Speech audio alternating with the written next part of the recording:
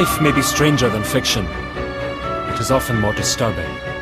Before I wrote my stories of the great detective, I had access to a terrifying world of mystery and murder. My companion and teacher on this journey was Dr. Joseph Bell. Here in this extraordinary man was my inspiration.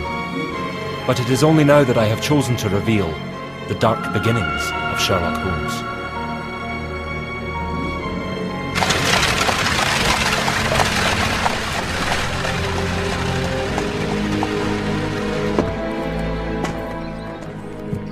Shan't be long. Can I see him? Perhaps. If he's well. Ich weiß nicht, was soll es bedeuten, dass ich so traurig bin. Ein Märchen aus alten Zeiten. Did I say there were plums among the fruit and peaches? All very good for you, Father. I don't want any fruit, Arthur. I want to go home. Father, please. You know you can't. Why can't I, Arthur? That's what I never understand. You're here because you're ill, Father. I'm not ill, Arthur. Do I look ill? Do I sound ill? I'm as well as you are, Arthur. Father, please. Come on. We've been through all this. I'm sorry, Arthur. I'm making you feel bad. After you've come all the way up from Southsea to visit me, I treat you like this. Oh, forgive me. There's nothing to forgive, Father. Did I say I'm to see Dr. Bell?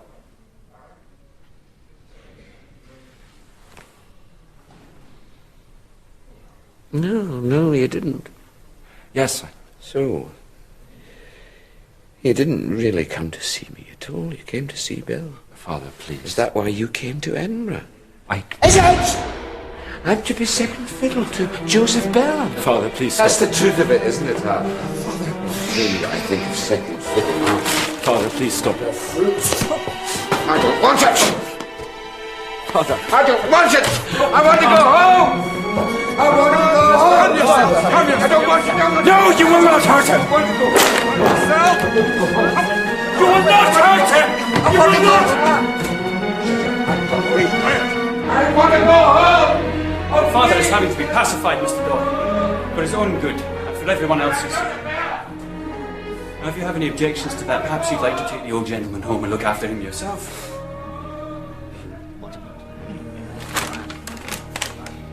You didn't seem to want your fruit, Mr. Doyle. Arthur! Arthur! God. I told you not to come. I told you not to come.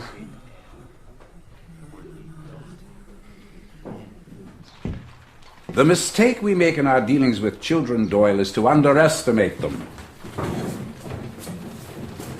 In my work with the young, I never cease to be astonished at their resilience. Are you saying it was right that Innes should have seen his father like that? No. I am saying that he will recover from the experience. He will. And when he does, he may see the sense of listening to his big brother. For a change. We shall see. So, your telegram said there'd been a murder? Yes. Go on. The victim's name is Henry Starr, son of Sir John Starr. The financier? Yes. How... Did it happen? Henry Starr was walking home from a business meeting. He was viciously attacked and killed. The murderer then robbed Starr of his valuables and disappeared unseen into the night. When was Starr murdered? A month ago. And Sir John Starr is getting impatient. He's been badgering the Deputy Chief Constable, Samuel Ferguson. Sam's response has been to ask me to lend a hand. And me? The officer investigating Starr's murder is one Lieutenant Daniel Blaney. He's not likely to welcome my involvement. Why? I worked with him some time ago. I had been assured that he was a first-rate policeman who could smell out a felon's guilt from a mile away. Fortunately, he could also smell a bottle of whiskey from from a mile away. And, through his ineptitude, the murderer we were pursuing managed to escape justice. Reluctantly. I was obliged to recommend his dismissal. I still don't quite see... He bears me a grudge. So I need a go-between. He's still there.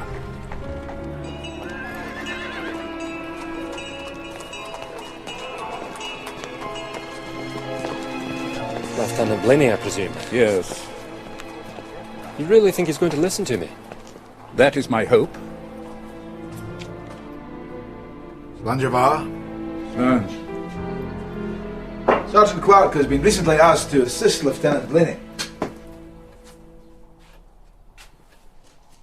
So, Joe, have you made up your mind about helping us, poor bobbies? I will give whatever assistance I can. Will Dr. Doyle be assisting also?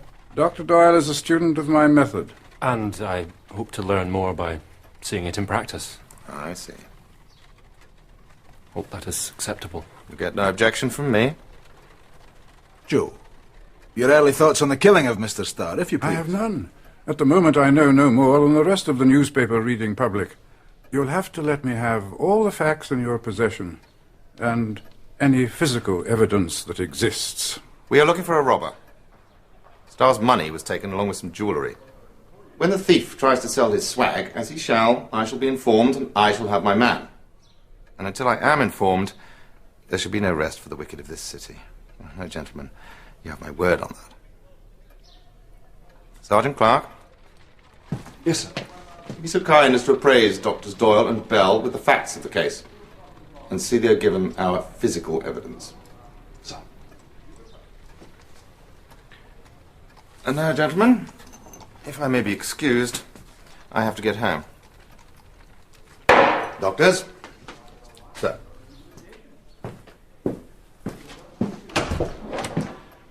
Well, I thought that went splendidly.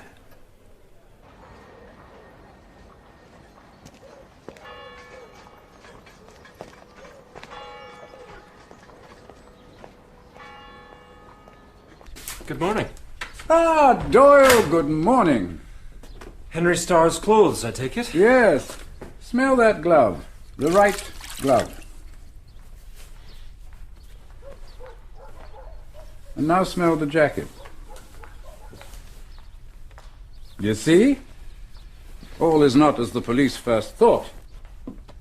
They have failed to smell what is under their noses. Indeed. Those clothes should have been returned to Sir John Starr. After his mother died, Jenny raised my son. She'd just come to terms with his death, and now look at her. Couldn't my son's clothes have been returned sooner? I should leave her to grieve.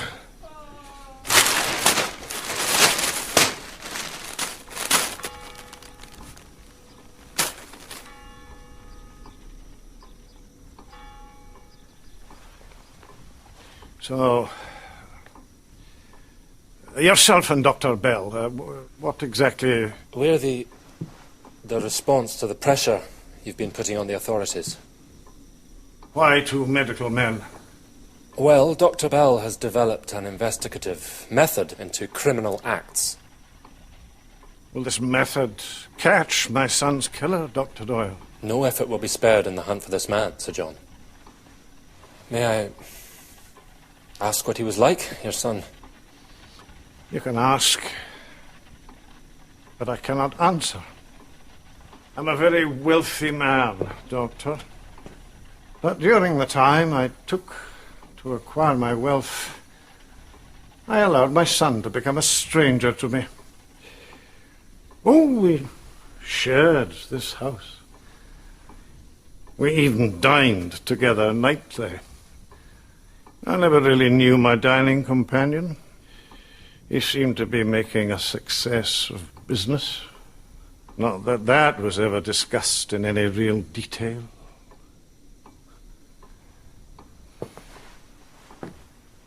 You find that deplorable, Doctor? I mean, your father would be able to tell me what you were like, I'm sure. No, my father's been ill for a long time, Sir John. I'm sorry. No. At least he has an excuse. Well, I may not have known my son, Doctor, but I do know that no one had the right to take his life, and I do know that I want his killer brought to justice. There'll be a handsome reward for whoever achieves that. Bringing your son's killer to justice will be reward enough. One last thing, Sir John. You would know if your son smoked or not. What?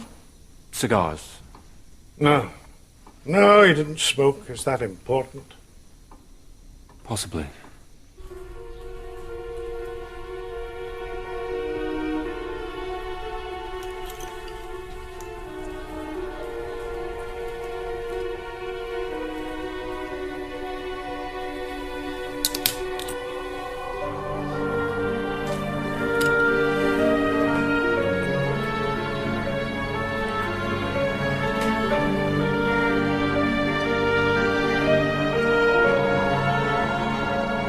The supposition is that the killer lies in wait in this alley.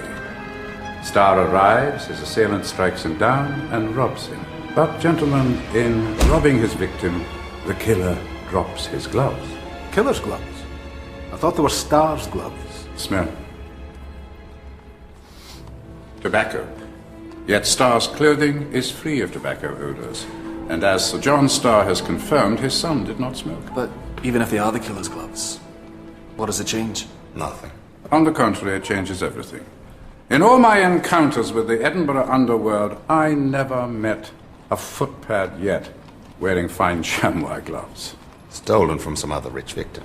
Surely no footpad would keep the gloves in case they could be identified by their owner and used to incriminate the thief. But Henry Starr was robbed. What about that, Joe? Or are you saying it was set up to look like a robbery? Exactly that. This was not the work of a professional robber, but of someone who had the money for good gloves, good cigars, Starr's social equal, and unless we're dealing with a madman, someone who had a motive other than robbery. Do we really have to listen to all of this, Sam? All because of a pair of damn gloves? Lieutenant, in the medical profession, it's not uncommon to call for a second opinion. There's no shame seen in this. I'll wager Dr. Bell's never accepted a second opinion in his life. At least not with good grace. Lieutenant! As a matter of fact, I think I can show you that Dr. Bell is perfectly amenable to second opinions. You see, in looking for tobacco trace, Dr. Bell examined the right glove first, because most of us are right-handed. Whereas I examined the left glove also, and again found a strong odour of tobacco.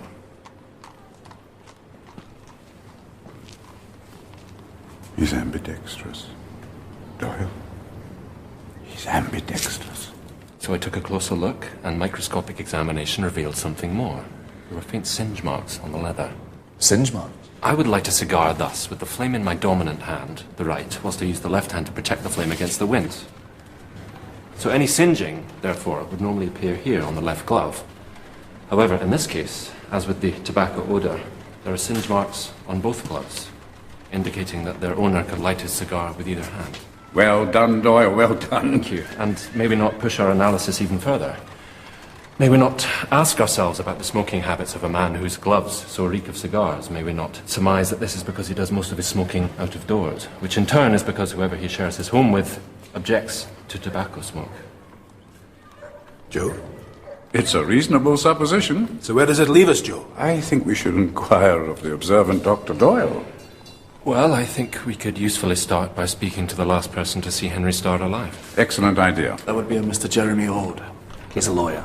He had some kind of business meeting. I'm not sure I can tell you anything I didn't tell Sergeant Clark, gentlemen. And what did you tell the sergeant, Mr. Ord? What time Mr. Starr arrived here, what time he left. Mr. Ord, it now seems likely that robbery is not the motive for Mr. Starr's murder. To find the real motive, we have to begin looking more closely into his personal and business affairs, you understand. So perhaps you can begin by telling us what business it was you had with Mr. Starr on the night of his death. Bad business, gentlemen. For years, I've looked after the affairs of a family called West. They owned a mill in the Borders and had offices here in Edinburgh. The mill was latterly run by Alicia West, the last surviving member of the family, and She ran it as well as it had ever been run. And then Alicia found herself a husband. And the man that she found was a monster. He beat her mercilessly, drank her money, and spent it on other women. And Jack Crane also insisted on running the business. Crane. Alicia Crane. You know her? I made her acquaintance post-mortem. Alicia Crane killed herself 6 months ago. Then you'll also know that her blackguard of a husband was murdered, Doctor.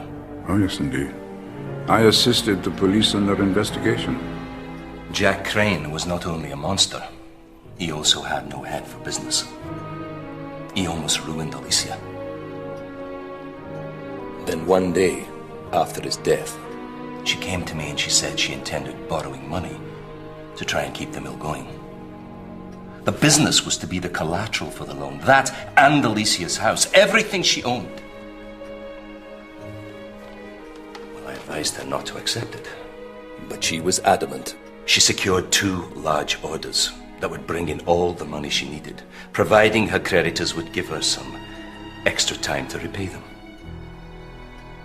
But they would not give her the time, gentlemen. And so they took the West family mill, and they took Alicia's house. And Alicia Crane threw herself down to her death. The moneylender, gentleman, was Mr. Henry Starr.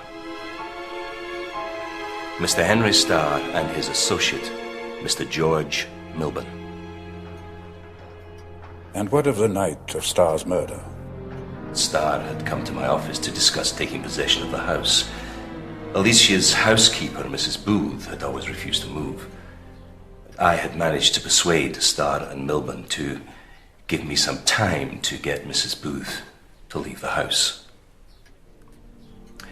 Starr had called to say that my time was up. You say that Alicia Crane killed herself, Doctor. But I say that she was as good as killed by Mrs. Starr and Milburn.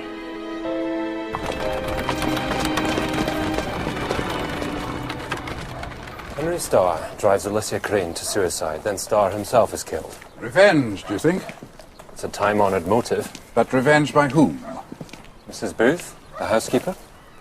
The lawyer said she's stubborn. Maybe she's angry, too. But the gloves, Doyle. They're men's gloves. Deliberately left? To make it look as if Starr had been killed by a man? If the killer was avenging the death of Alicia Crane, would there not have been 2 murders? I'm referring to George Milburn, Henry Starr's business partner and co-persecutor of Mrs. Crane. But we should at least speak to the housekeeper. Indeed, yes. By all means. Even innocent. She may be able to tell us much that we do not yet know. You said you assisted the police on the Crane murder. Did you find the killer? Yes and no, Doyle. Yes and no. Alicia Crane's husband, Jack, was murdered by one Ned Ball. This is a fair likeness of him. Unfortunately, he was never apprehended, thanks to Blaney's incompetence. You see, it was the Crane case that brought the lieutenant and myself together. Some weeks after the murder, I might add. What happened? Jack Crane left his office at 7 p.m. one evening, and an hour later he was found dead in a pen on the other side of the city. Now, the autopsy showed that he'd been stabbed once and had died from loss of blood. But the pen was almost free of blood. So Crane was murdered elsewhere and brought to the pen? Precisely. But according to the report, Lieutenant Blaney failed to note that. Crane was struck down in the vicinity of his office and then transported across the city. But in what? And why had he been moved at all? Might there not be something about the scene of the murder that could lead to the identity of the perpetrator? I decided to explore the area surrounding Crane's office, and I found the answer almost immediately. Indeed, it almost ran me down. Crane was moved in a cart. Well, I thought the possibility worth looking into. I reinterrogated every employee of McCulloch and Sons, and one of them remembered seeing a colleague scrubbing blood from his cart. It seems that when this man was questioned, he claimed to have been transporting animal carcasses. But I was very far from being satisfied, and I examined the records. No animal carcasses were transported on that particular day. I asked the foreman to name the carter in question. Ned Ball. When I identified him as the murderer, he had disappeared. Now, you tell me, Doyle, am I being harsh? Or should any competent policeman have been able to follow the trail that I followed? I suppose. You suppose? All right. He was incompetent, I agree. But he's still there. And you still have to keep him informed of developments. Aye. Would you mind if I left the informing to you?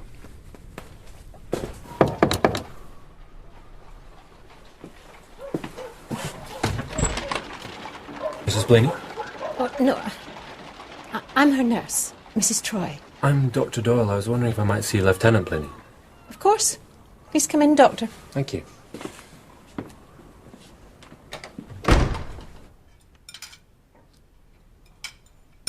That's it. Come on. Come on. That's it. That's my good. What's the meaning of this? I thought you... You know she's not to be seen like this. You know. I'm sorry, sir, but I thought you'd put her to bed. Lieutenant. Get out. Get him out. Get out of here now. Now! Please, Doctor. I'll show you to the study. Please. I'm sorry. I'm sorry. I'm so sorry. Sorry.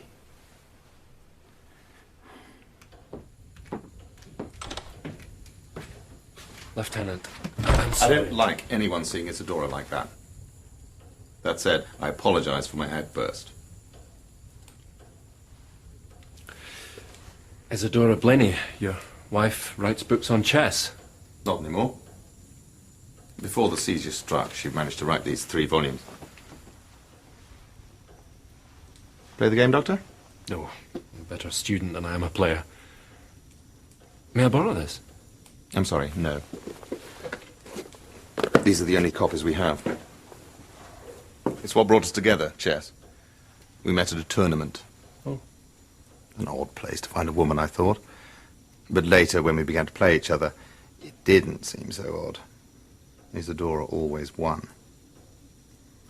Some strange reason, I found it impossible to concentrate whenever she was my opponent. Please, take a seat, Doctor. Thank you. Would you like a drink? No, it's too late, I'm afraid. It'll keep me awake. Keep you awake? Do you know why that is, Doctor? Because you don't drink enough of the stuff. So where's Dr. Bell this good night? At home. I had an idea they'd sent for Bell, you know. The Star's killer's still free. The Star being the son of an important man. And Sam Ferguson hoping to be promoted to Chief Constable. I had an idea they'd sent for Bell. He told me about the Crane case. Did he? And did he tell you he recommended my dismissal? Yes. Reluctantly, he said. Yes. What happened to Mrs. Blaney? One day I went to work, and she was fine. And when I came back, she was like that. Mrs. Troy says she'd be better off in an institution, but I could never do that. No. No. I loved Isadora, and she loved me, so now it's my duty to look after her.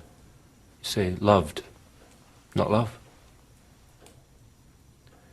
Well, there's nothing left of her to love now, is there, Doctor?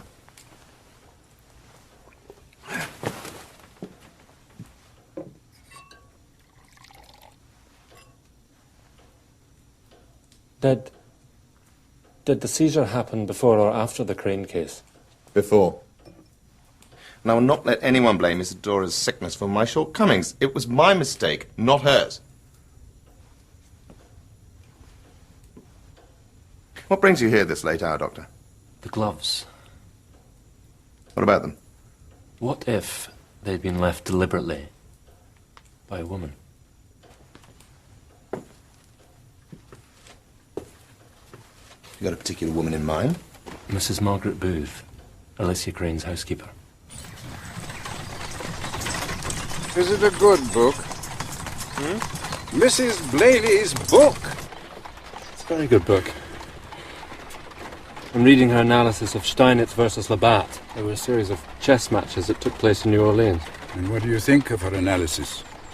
Well, it's nothing short of remarkable. And Mrs. Blaney herself, what's she like? More dead than alive.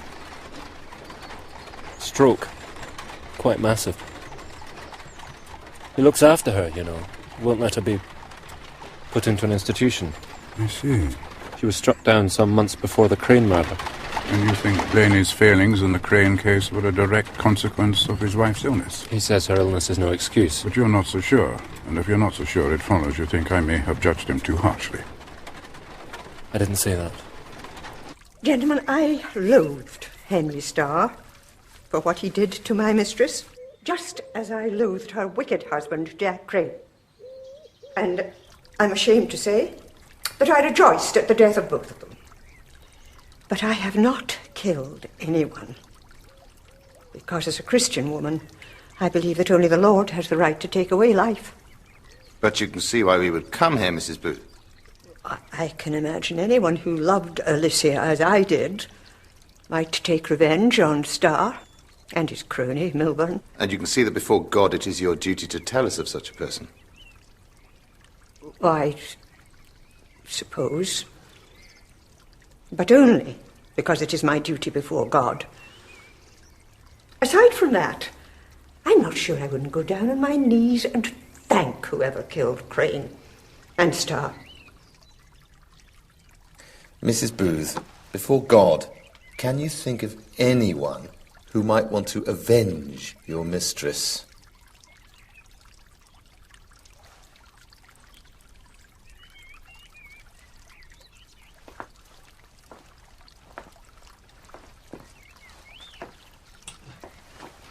There was someone, I'm sure of it. Who? I think she found someone to love after her husband was murdered. Who, Mrs. Booth? I knew Alicia Crane all her life. One day, when I came back from my sister's, I found a gentleman's cufflink in her bedroom. She said she'd found it in a drawer and had put it out to be disposed of. She said it was one of his, Jack Crane's. But when I looked at her, I knew that wasn't the way of it. She couldn't lie to me.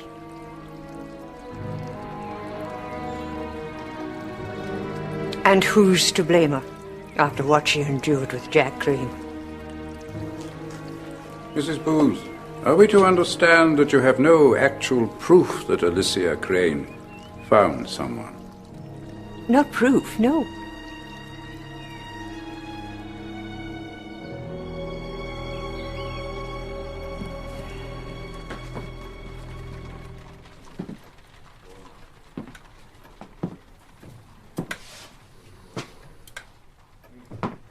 I have a feeling about this, Sam. I know I'm right. Starr ruined Alicia Crane and was murdered for his troubles. Murdered by whom?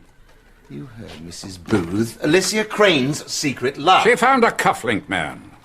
You heard what she said. She knew Alicia Crane all her life. She knew her. She knew Mrs. Crane was concealing something from her. It is still not proof. No, it's a bloody starting point! Lieutenant Blaney!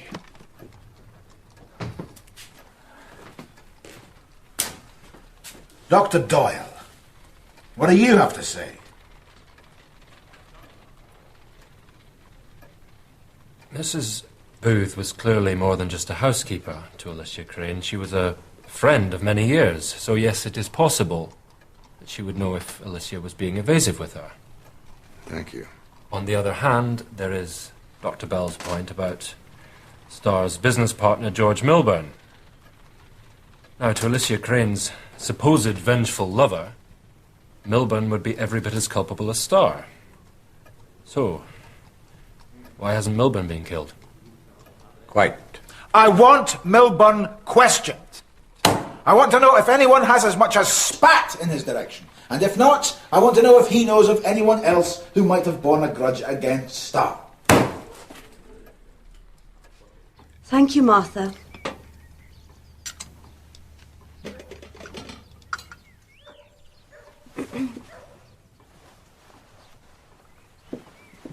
And please, send my husband straight through when he comes home.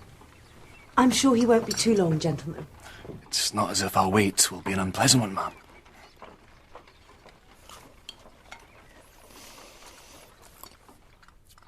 These are really delicious biscuits. Did you make them yourself? Well, actually, Martha does that sort of thing. Oh, of course. My. What was I thinking of?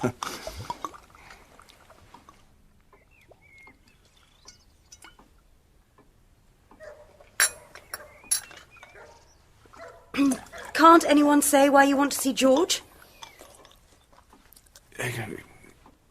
It's nothing for you to worry about, ma'am.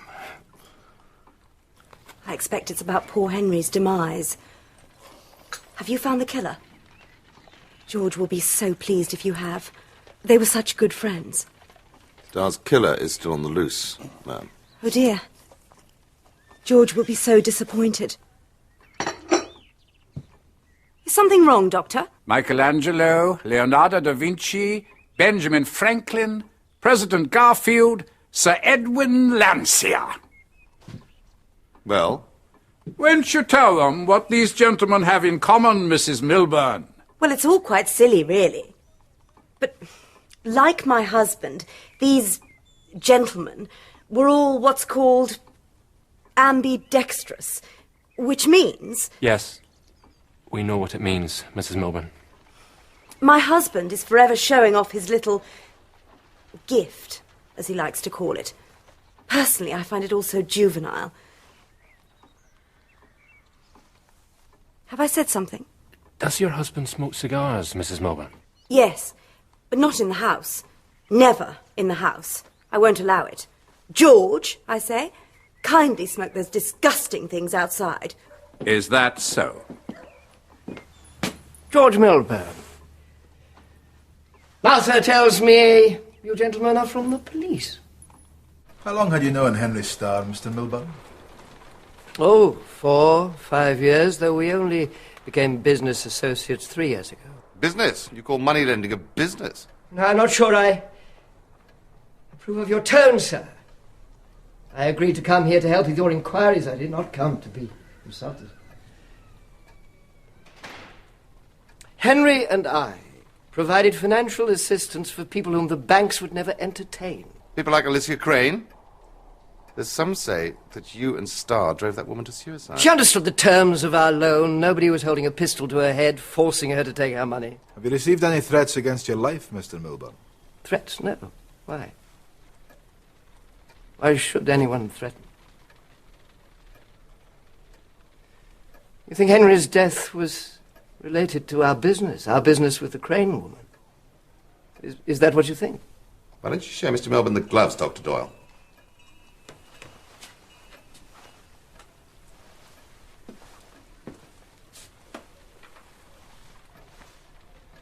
You recognize these gloves, Mr. Milburn? Mr. Milburn?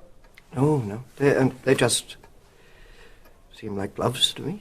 They were found by Starr's body. We know they're not his because he did not smoke cigars. And he was not ambidextrous. You smoke cigars, Mr. Milburn. And I understand you're quite proud to be two-handed. It's just some sort of bizarre coincidence. Really, that's all. See, these aren't my gloves because I don't wear gloves. I hate gloves. May I ask where you were on the night of Henry Starr's murder, Mr. Milburn? Where? At home, asleep, I should think. I retire early, 9 o'clock every evening. Your wife can verify that. Lila. Well, no, you see, Lila and I sleep in separate apartments. Look, gentlemen, I really must be going, but if there is anything further I can do, then I insist that you call on me. Because I considered Henry Starr to be a first-rate chap. First-rate. I want his killer caught as much as anyone.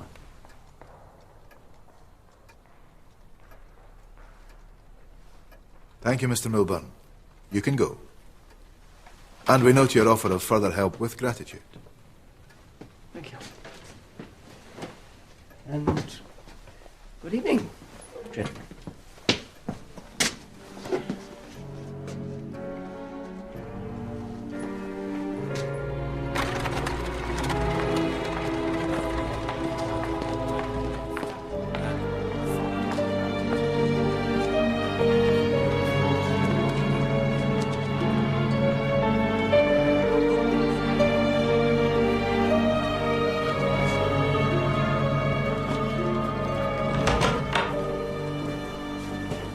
Shouldn't we have pressed him further?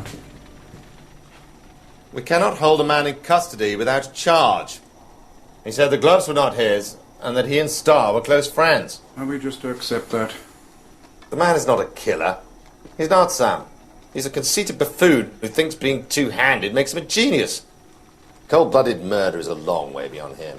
How can you be so certain, Lieutenant? Because I can read people, Doctor. I've built my career on that. A career as a full-time professional policeman. Not some dabbling dilettante. May I remind you, sir, that it was this dabbling dilettante who identified Jack Crane's killer and your incompetence that let him get away. May I also remind you that if it had been left to you, we would still be seeking Henry Starr's murderer among the criminal fraternity of this city. What was it you said?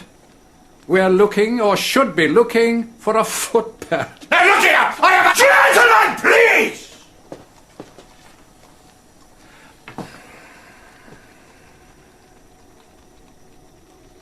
Dr. Doyle. I think perhaps it is too early to rule Milburn out. I think we should be looking for more evidence against him. For which task, Sam, I would like to borrow Sergeant Clark. What for? You have Doyle. I wish to question people.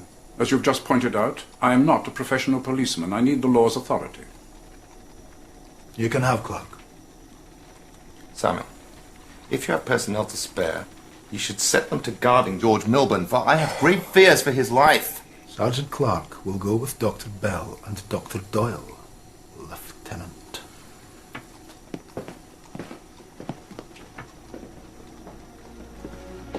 Since you are to have Clark, do you suppose I might be spared tomorrow? Why, we have a definite line of inquiry to follow. Well, I thought I might visit my father. Oh, yes, of course. Well, I don't suppose there are more than 4 gentlemen's outfitters in Edinburgh that a man like Milburn would patronize, so Sergeant Clark and I will be able to manage. Be brave.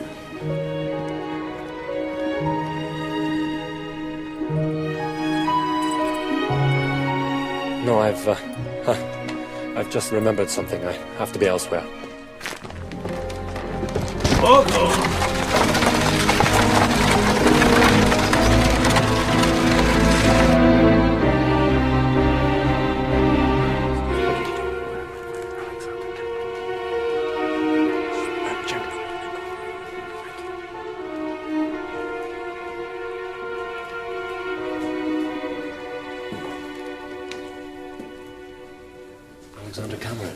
That's me, Alexander MacDonald Cameron. If you'd like my full title, Mr. Doyle, Dr. Arthur Conan Doyle. I've come about this book by Isadora Blaney. You wrote the foreword to it. I had that great honour. I've been trying to get hold of Mrs. Blaney's other works without much success. Lieutenant Blaney was understandably reluctant to lend me his copies as they're all he has. You know Daniel Blaney? Yes. I'm currently helping him with an investigation. Let's hope it's a case of third time lucky, Dr. Bell. Yes.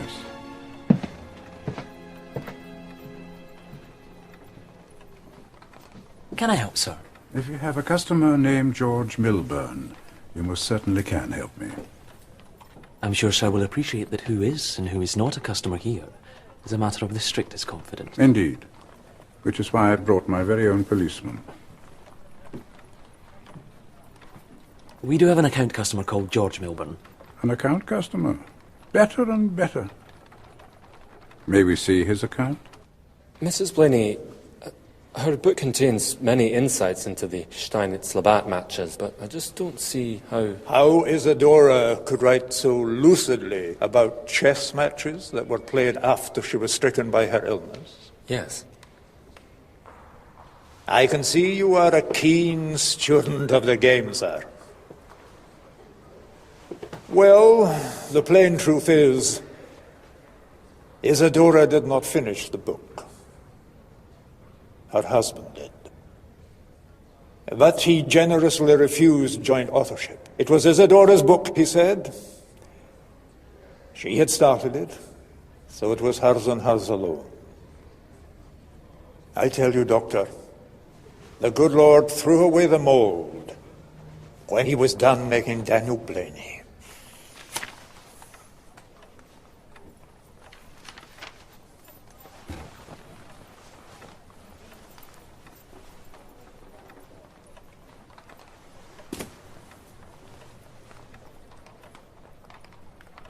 Would Sir care to purchase the deer stalker? I cannot imagine in what circumstances I would wear it. On the other hand, I think I know someone who might like it. Doctor. We're right. You lied to us, Mr. Milburn. You told us you never wore gloves, yet we find you purchased a pair from Cross Brothers. A pair, moreover, identical to these. And that's all you can say. I bought gloves similar to those. You cannot prove that those gloves are the ones I purchased. Oh, please, Mr. Milburn, calm down. Where are your gloves, Mr. Melbourne? Where? Lost. Months ago. Lost? How? In the park, near my home. I often go there. I enjoy it there.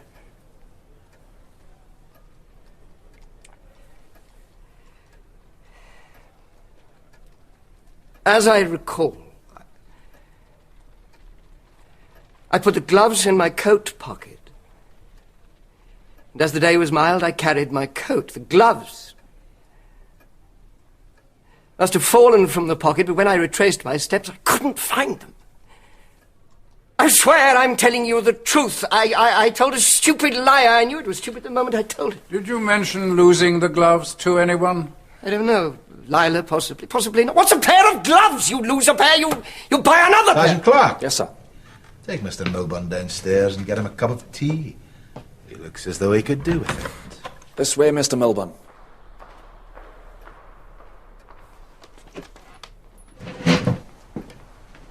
Thank you.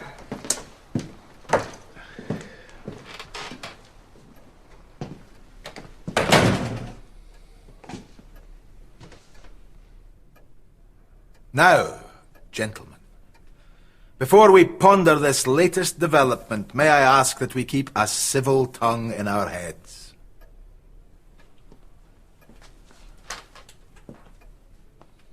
Lieutenant. I do not believe that man is a killer. He lied to us. He panicked. Which rather backs up my point.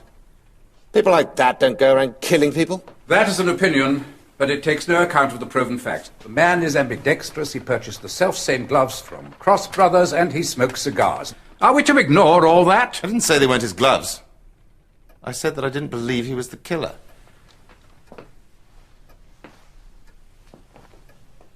What if they were left deliberately to cast suspicion on Milburn? Ah, by whom? Alicia Crane's secret gentleman friend. Why not? It's been, what, 6 months since Mrs. Crane's death. 6 months for him to stalk his victims. 6 months to get to know their habits. Perhaps even to get to know the fact that Milburn is two-handed. So he steals the gloves and drops them beside Starr's body after he kills him. At best, the law will hang Milburn for him. At worst, he has us chasing an innocent man. Meanwhile, he quietly contemplates his next move. You talk as if you know this man exists. Dr. Doyle, your turn. Well, Dr. Bell has a suspect but no motive, whereas Lieutenant Blaney has a motive but no suspect. Exactly. He has a phantom. However, the more I see of Milburn, the more inclined I am to agree with Lieutenant Blaney that the man is not a killer. And if that is the case, then Lieutenant Blaney's phantom becomes somewhat more substantial. Well said, Dr. Doyle. Right. I'll send Milburn home again. You have to set a guard to him, Sam. No. No, because unlike Dr. Doyle, I am inclined to agree with Joe. Milburn remains far and away our strongest suspect. But without a motive, we cannot convict him. Then we will find one.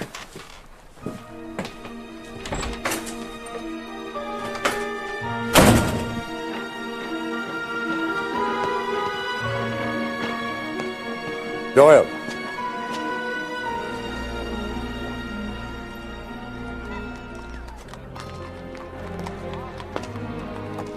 Have you taken leave of your senses? You asked me here to give an honest opinion. My opinion is that Milburn is an unlikely killer. Oh, and what brings you to this conclusion? What? Beyond the famous instincts of Lieutenant Blaney, that is. I appreciate you may find that difficult to accept, but I truly believe he's a remarkable man. I see. Well, I will tell you what I believe. I believe that you stand in awe of Blaney's compassion for his unfortunate wife. I believe that that compassion must seem quite monumental to a man who's been obliged to confine his father in an asylum. I believe that, erroneously, you are letting Blaney's compassion inflame your own sense of guilt. And I say erroneously because the truth that you have to be brave enough to confront, the truth is that your poor father is in the only place he can ever be. Only clear and concrete evidence will lead us to this murderer, and you have none to support your belief.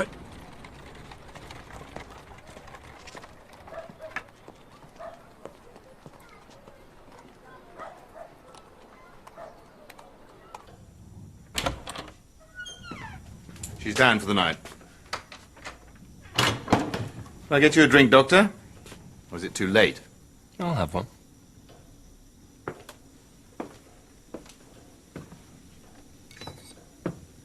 You still play? No. That board is the way Isadora and I left it when we last played. That was when I last played.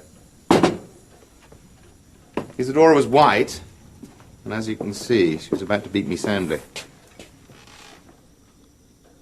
I imagine he's not best pleased with you, is he? Bell? No, he's not. Well, you're certainly your own man, I can see that. What I can't see is how you can stand the fellow. Because he's a good man. But like many good men, he feels the need to mask his virtues. I spoke again to Mrs. Booth. Was there anyone that knew anything about Ulysses' man friend? She suggested I see some people at the family mill. People Mrs. Crane might have confided in. People she'd known and worked with all her life. She gave you names? She did.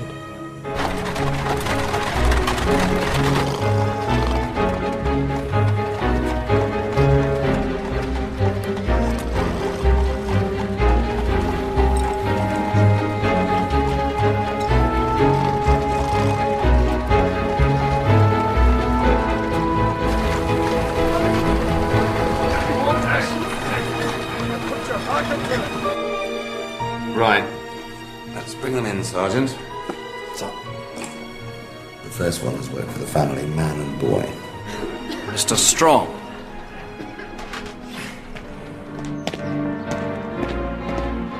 Good day. I'm Dr. Bell. Sir John is expecting me.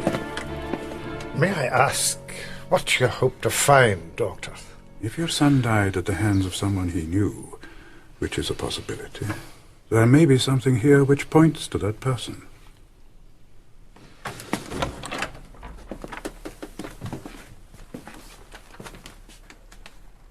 My son's bedroom. I'm afraid that neither Jenny nor I have been able to enter Henry's apartments since his death. Hence the unfortunate appearance of neglect.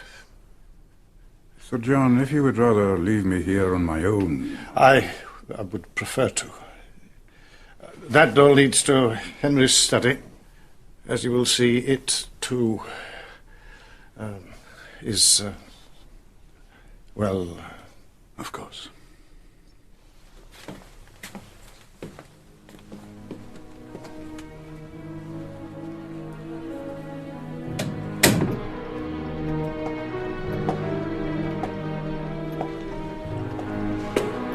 Mr. Jeffries.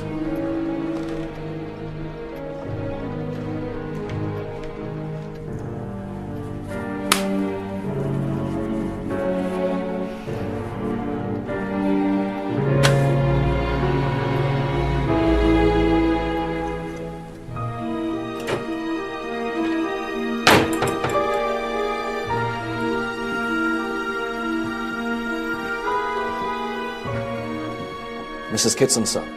Mrs. Crane's secretary. Please, sit down, Mrs. Kitson.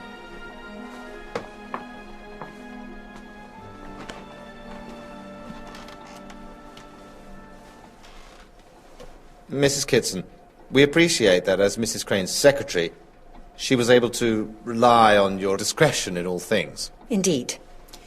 Well, I'm no gossip in my private life, so discretion came easy at work. Of course. But we desperately need information. Mrs. Kitson... Did Mrs. Crane have a man in her life? Is that it? What? The others said that's what you wanted to know. Oh. Well, Mrs. Crane's gone now. Thanks to Henry Starr.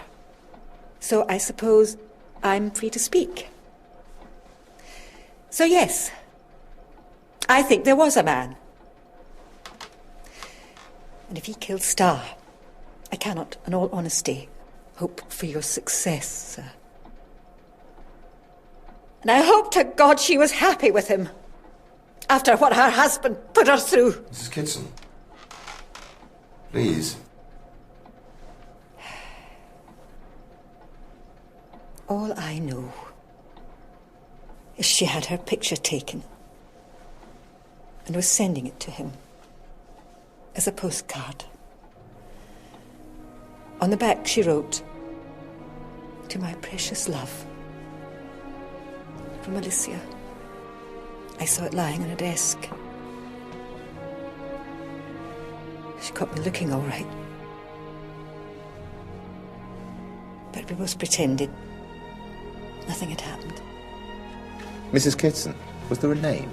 An address? I've told you all I know.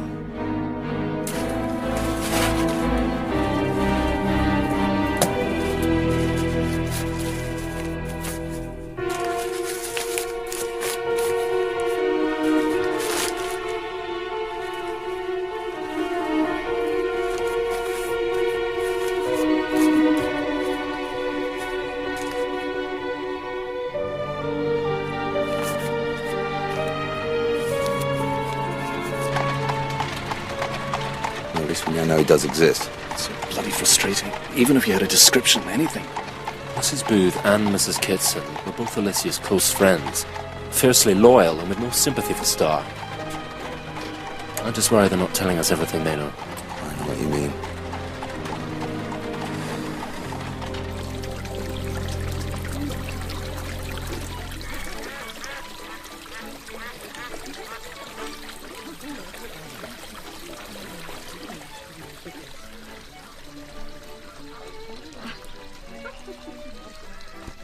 Dr. Bell? I am he.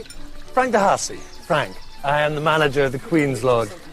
You asked to see me? Indeed I did, Mr. Darcy. I have here a letter which you sent to Mr. Henry Starr. Ah, yes. You say in your communication that he is no longer welcome because of the recent unpleasantness. May one ask what the recent unpleasantness was? You may ask, but I can't answer. You are aware that Henry Starr was murdered? Yes, a common thief, the press said. Oh, you must never put your trust in the veracity of the newspapers, Mr. Darcy. Now, as I am assisting this investigation, I have the authority to summon the police here in full force and leave them to interrogate you. But that might be rather intrusive, don't you agree? Yes, of course. Well, what happened was, Mr. Starr was a regular guest at the Queen's Lodge, and he invariably came with a lady. A married lady, as it turned out. You see, I know that, Dr. Bell, because her husband turned up at the hotel and caught them in flagrante delicto, as they say in, wherever. And the name of this lady and gentleman? Well, you must understand, Dr. Bell, at the time there was great shouting and tumult, and consequently all that was caught were their Christian names.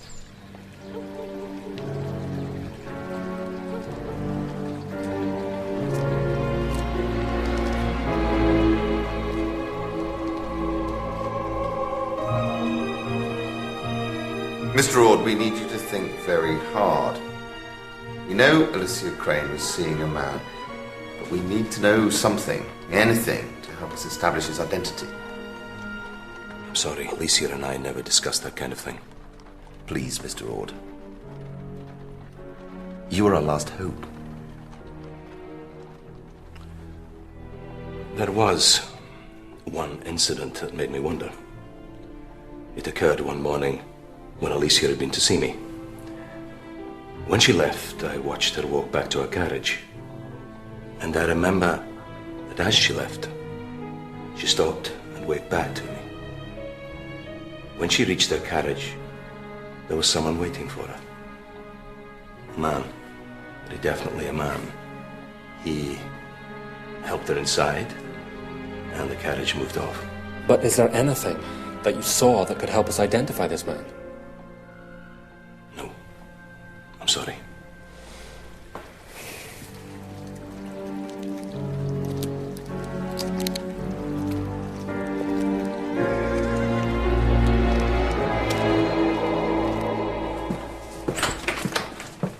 Ah, Doyle, what excellent timing. It was George Milburn, Daniel. Henry Starr was having an affair with Lila Milburn.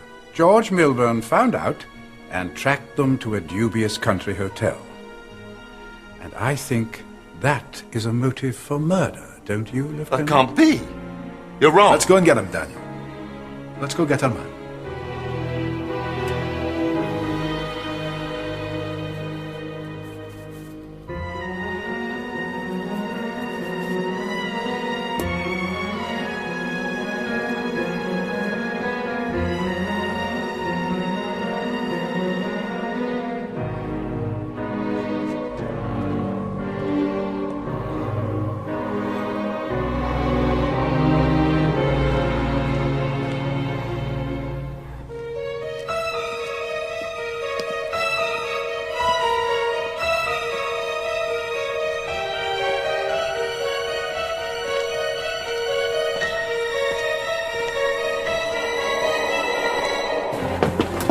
Gentlemen, what is going on? They've come for Mr. Milburn, ma'am. George is taking his evening walk. Which way? Towards the park. Come on.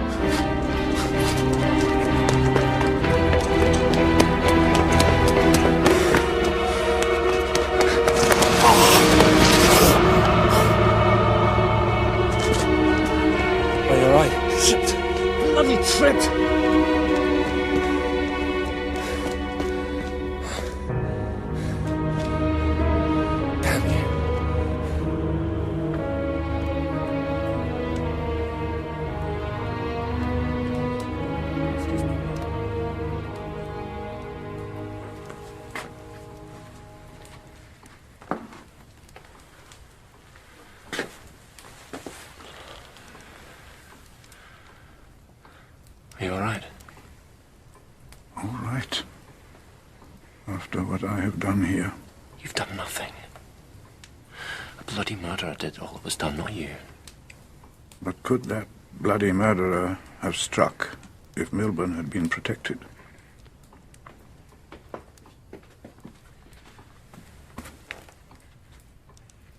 They've taken him away, sir. Lieutenant, you were right. Yes. Lieutenant. It may be of no consequence, sir, but Mrs. Milburn remembers something.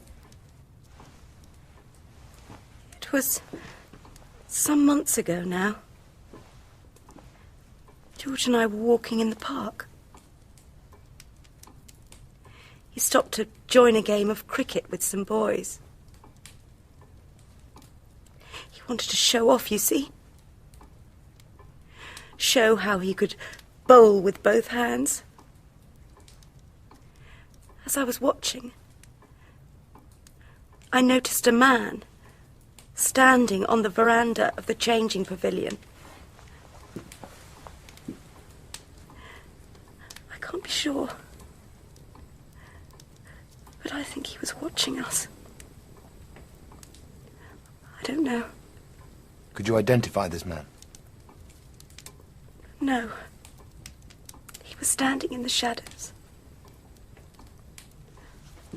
Didn't you say anything to your husband? No. It seemed so silly. But even after Henry Starr's death? Why didn't you say something then? I thought I knew who Henry's killer was. I thought it was my husband. For what Henry and I did to him. I thought it was my husband. Not some man watching from the shadows.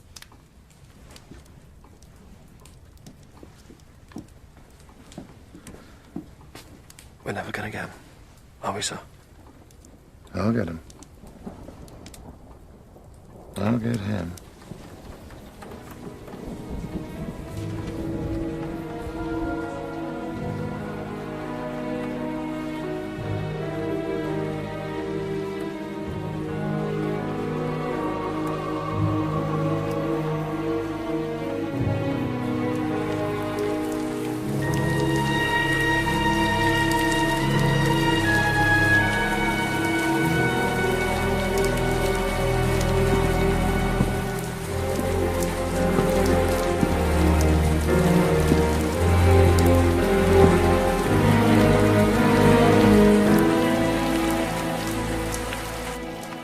So you cross here on the diagonal and turn right? Yes. Well, why? If you stayed on this side and turned left, you'd have been out of sight a lot quicker, wouldn't it? I suppose so. No. He crossed here for a reason. Come on.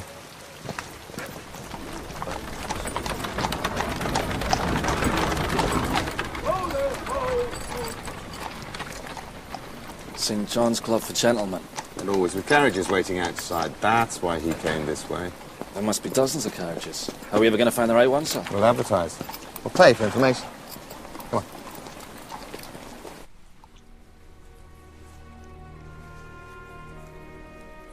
That's it. The rain's easing up now.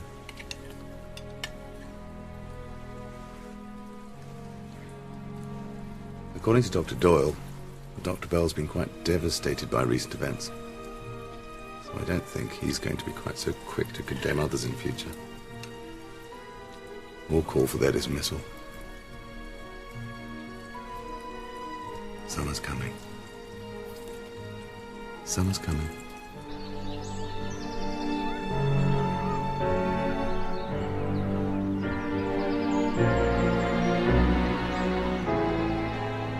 Are you ill or something? No. I'm not ill. As a matter of fact, I've been waiting here for some boys who play cricket in the park. As you can see, we play cricket. Indeed. Once, these boys were joined by a man who could bowl with either hand. And bat and catch. It was you? Yes. This man's wife said she saw someone here on the veranda. Did any of you see that man? We leave our clothes here. At first, I thought he was a pickpocket. But he wasn't. He was just watching the game. Did you speak to the man? Yes.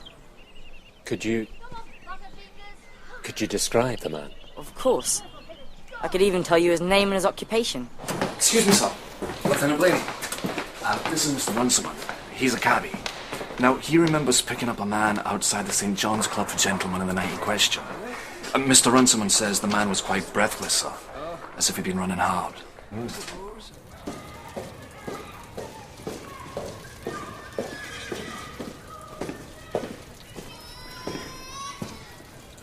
Pity we didn't get an address. Well, if he lives around here, we'll spot him sooner or later. Michael, go home, get some rest. You come back and relieve me about 10. Come on.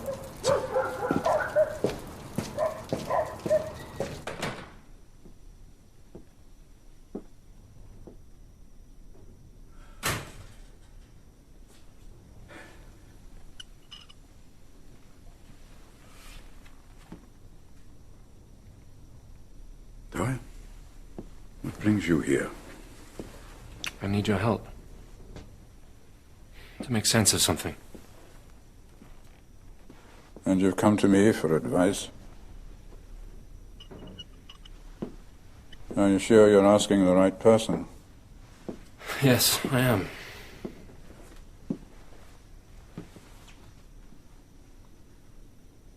What is it, Doyle? When I took Henry Starr's clothes back to his father, he asked me why the police had kept them for so long. I could give him no good reason, though I told myself it was probably another manifestation of Blaney's incompetence. That's what I would have told myself. Because Blaney was the drunken fool who'd let Jack Rain's killer get away. Yes. Do you remember asking me about Mrs. Blaney's book on chess? I do. About the Steinitz versus Labatt match in New Orleans? Yes, you said her analysis of the match was remarkable. Remarkable in its insight into the game, and remarkable because she would have to have written it after her seizure.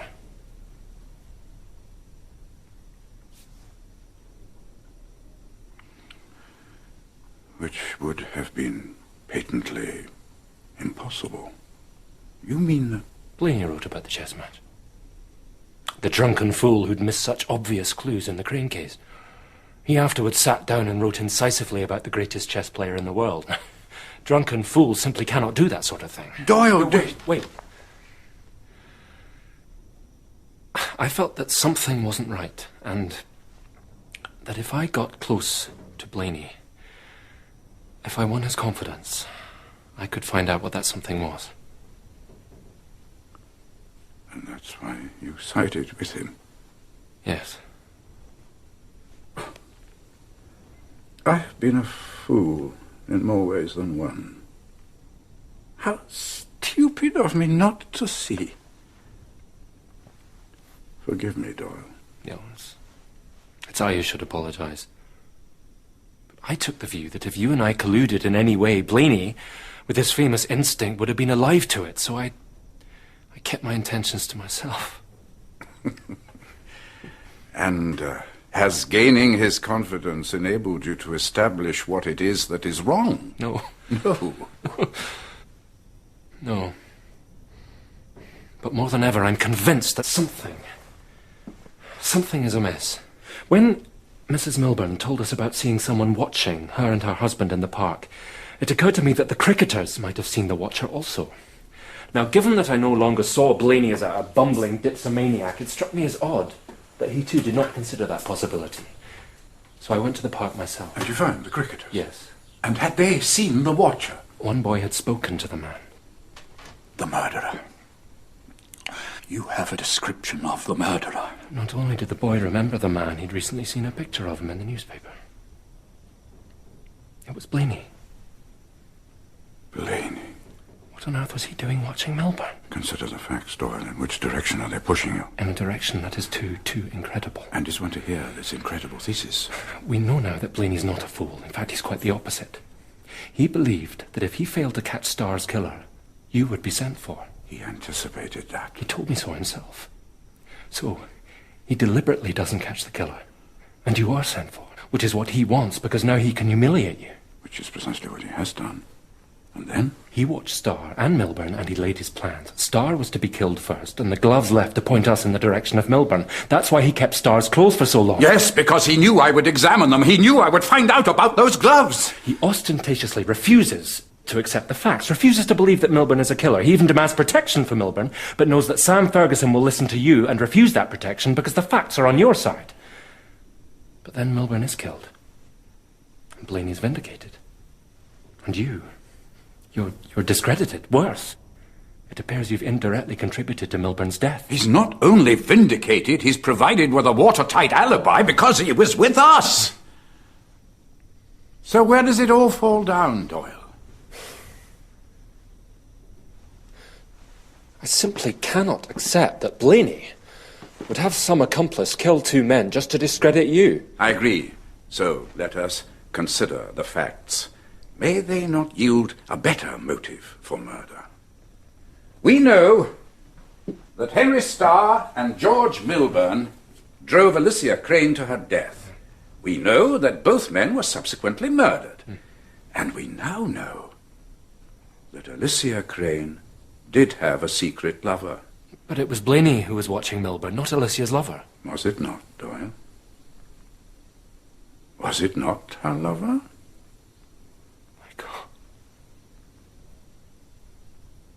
No, but why would Blaney work tirelessly to prove there was a lover if he was the man in question? Why don't you and I ask him? Where's Blaney? We found the killer. Lieutenant Blaney's there now. Get in. But I've got Take us to him! We've got a good description of the killer. And we know the area he lives in. Seem to be wrong. Do we, Doyle? You asked why Blaney strove to prove there was a lover.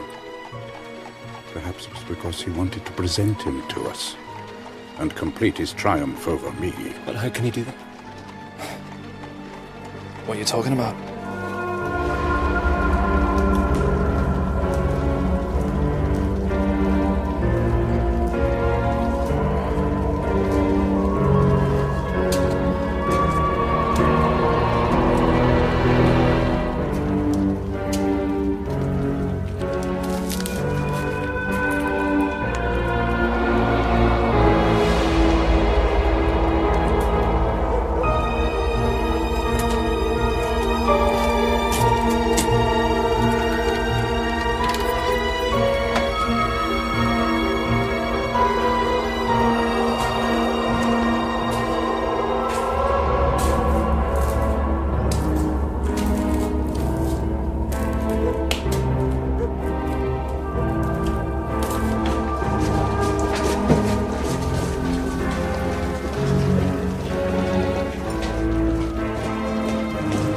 He should be here. Well, he's not.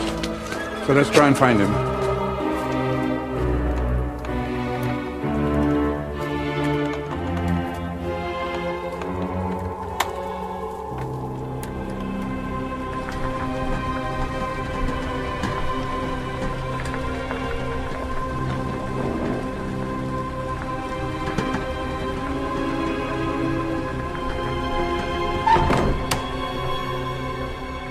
Mr. Blaney? Come with my money, have you?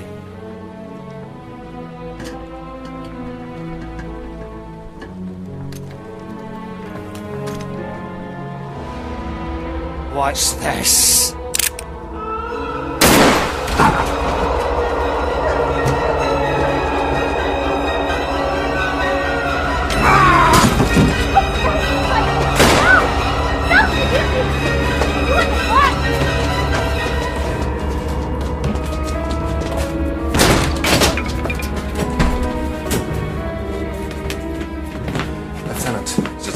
Perhaps I should take a look at that. No, my friend. What you should look at is that. There's your killer, Doctor. Mr. Ned Ball. Ned Ball? That's right. He murdered Jack Crane so he could get Alicia. And then did for Starr and Milburn when they took Alicia from him. Ned Ball was Alicia Crane's secret love? If you want proof, I found this on the mantel. It's Alicia. Probably the picture that Mrs. Kitson told us about.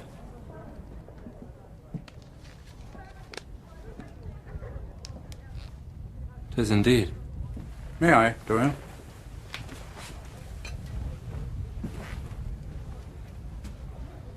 Would you care to show us where the picture frame stood, Lieutenant? There should be a mark. Mark? Like these other ornaments. There should be a clear mark in the dust. I cannot find it. What are you saying? These gentlemen have made some serious allegations against you, sir. What allegations? That you had Ned Ball murder Henry Starr and George Milburn. And why would I do that? Because you blamed them for the death of Alicia Crane. And because you were Alicia's lover. I spoke to the cricketers, Lieutenant. You were identified. You know, it occurs to me, the lady would have sent you other tokens of her love. Letters, perhaps. Letters that we could find if we searched your house for them. You should go and organise that search, Sergeant Clark. No. Now, Sergeant. I'll go and speak to Ferguson. Get back here, Sergeant. God's sake, man, you can't kill us all.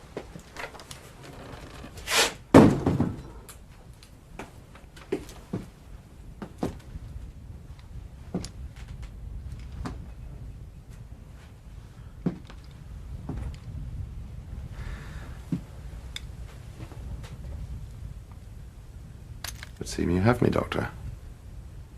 It would seem so, Lieutenant. Yet there is still so much I would like to understand. Alicia Crane.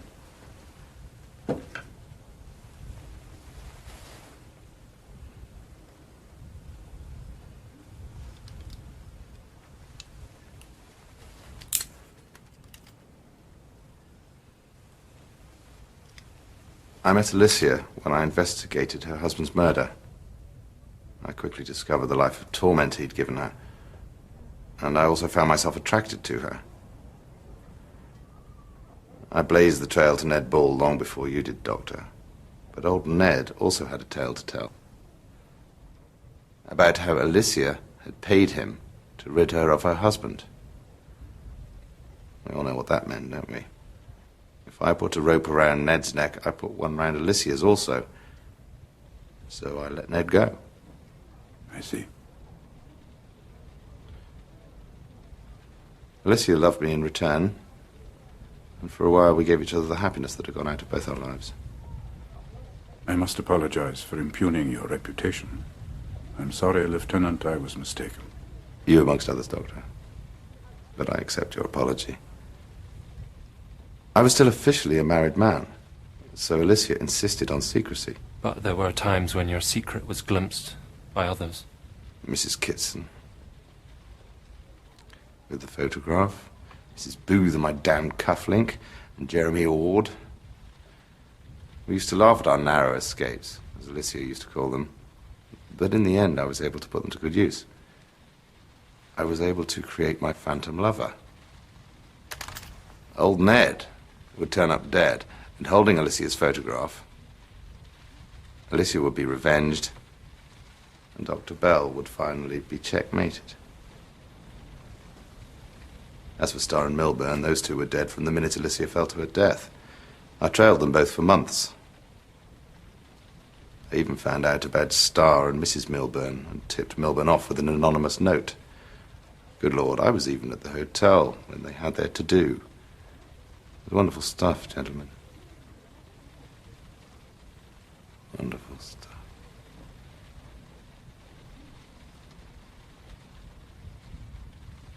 Sir? Wait, son. Not yet.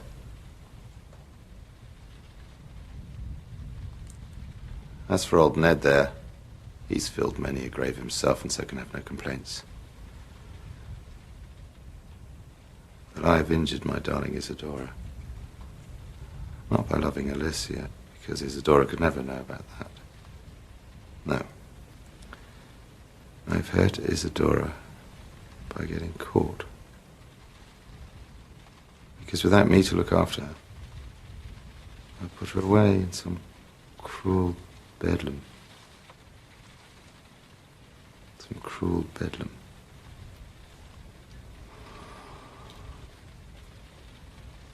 For doing that to Isadora, I don't deserve a minute more of life. No!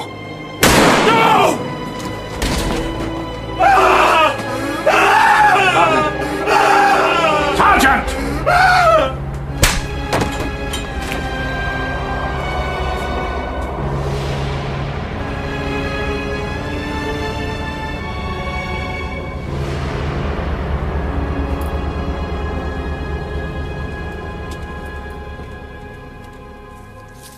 I'm glad you came today. Why should I not have come?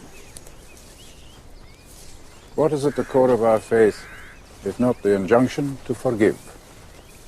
Yes. But for you, Doyle, I might have gone to my grave believing that I could have prevented George Milburn's death. So thank you.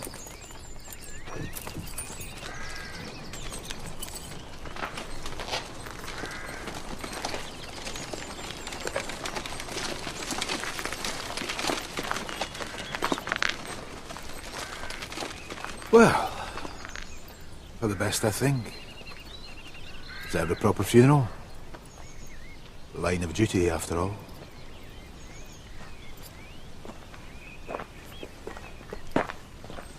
It will be necessary to monitor the institution to which she is committed and ensure that she is properly cared for. Oh, there's no need. She won't be going to an institution. What? Sir John Starr mentioned a generous reward for whoever found his son's killer. I suggested the money might be better spent on taking care of Isadora. He agreed. Money having lost much of its allure for Sir John recently. That's grand. And now 2 poor souls are in your debt. Yes. Come back to your room. Aren't I the great hero?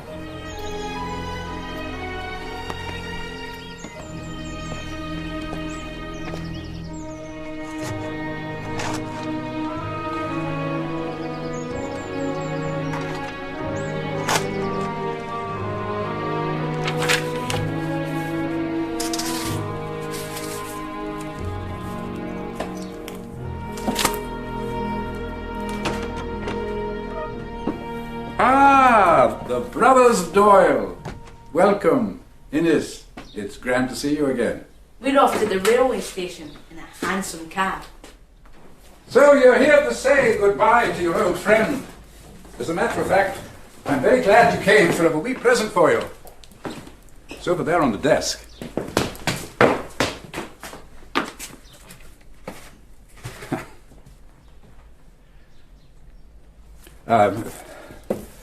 My final observations on the murder of Jack Crane. Better late than never, eh? Yes.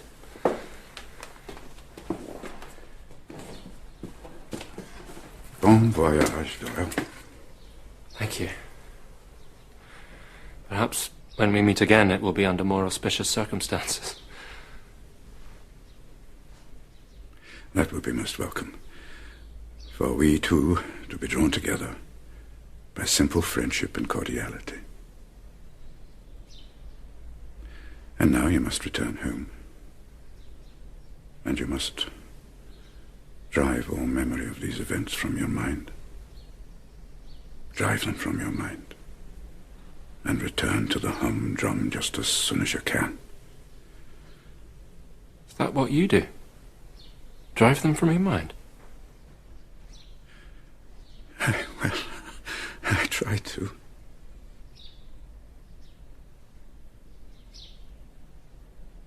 You know, it had occurred to me that I might write about it. In some altered form, of course. Well, if it helps to exorcise the ghosts. But Doyle, you mustn't let this scribbling displace your medical career.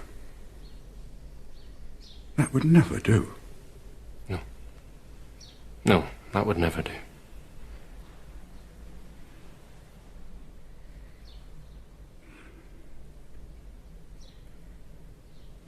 Till we meet again, my friend. Till we meet again.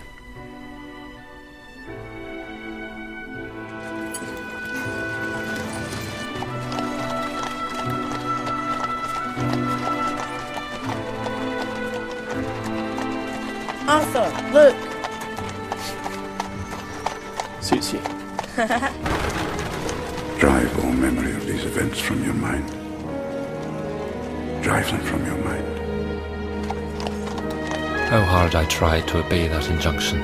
How hard I tried to live a normal life. Yet those thoughts would always return. I thought of all the strange adventures the Doctor and I had been through, of the worlds they had revealed, worlds of murder that lay below the surface of our supposedly calm and ordered society. Could I ever capture them? Perhaps in a series of tales never to be recognized as the cases on which they were based. For the moment, I failed. But my recollections of the Doctor remain so vivid. I would see again that steely gaze, imagine him calling my name, summoning me back to his rooms of murder. What I could not yet know was that some of the most horrifying rooms were still to be revealed.